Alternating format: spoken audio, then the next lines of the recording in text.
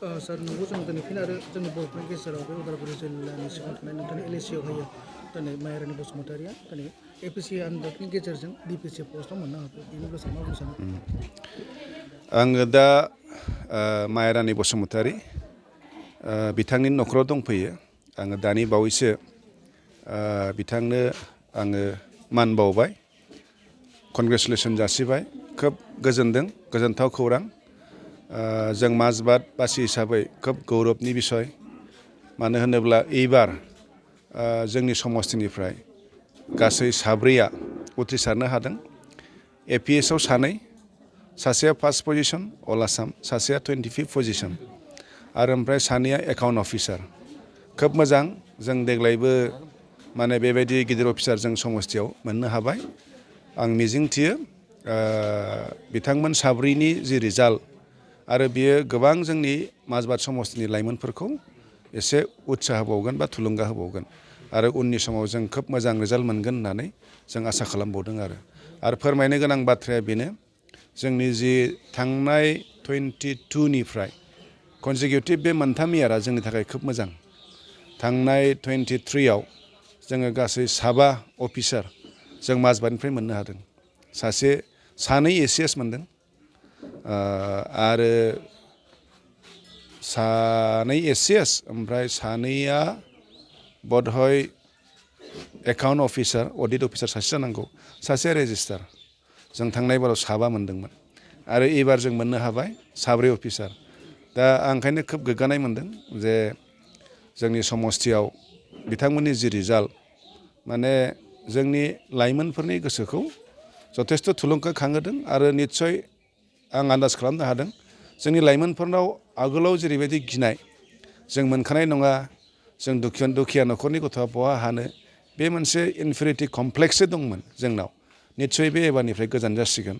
आरोबाव जोंनि बेवहाय फरायफुबाय थानाय गोबां माने मा होनगोन टेलेन्टेड सेंग्रा सिख्लाफ्रा एबार आरोबाव बांसिन गोसो होनानै आवगायबोगोन, आं बेखौनो मिजिंथिदों आरो आंबो खावलायदों नोंथांमोननि गेजेरजों जाहाथे जोंनि आरोबाव फरायफुबाय थानाय लाइमोनफ्रा एबार एखेबारे माने गोसोआव जेबो गिनाय लायाजासे साहस लानानै जाहाथे एबार बेफोरबायदि एग्जामफ्राव आनजादफ्राव जाहाथे बाहागो लानानै माने गाव गावनि जाफुंसारनायखौ लाबोनो हास्थायो, आं बेखौ खावलायगोन।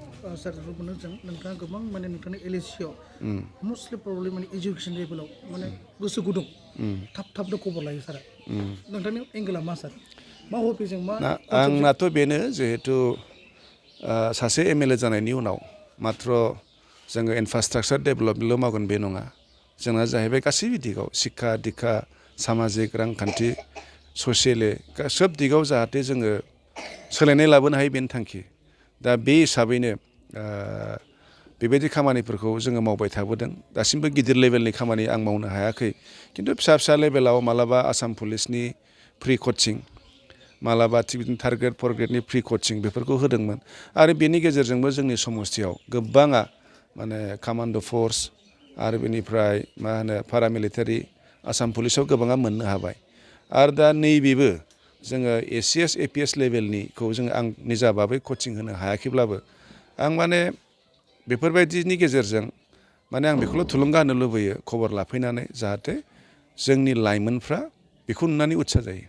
सोंथि खालामो बेजों लोगोसे सार नोंथाङा दिनै नायफैबाय मायरानि न'खरावहाय बिफाया रुंसारि जालांबाय, बावाखै रुंसारि जानाया 2021 आव, अब्लाबो बिथाङा नार्भास जायालासिनो गोबां माने कारेज खालामनानै उथ्रिसार जानो हाबाय। बेनि बेलायाव सारा नोंथांनि हमस्टि जानानै मा एगजामपोल होनो सानो गुबुनफोरखौ?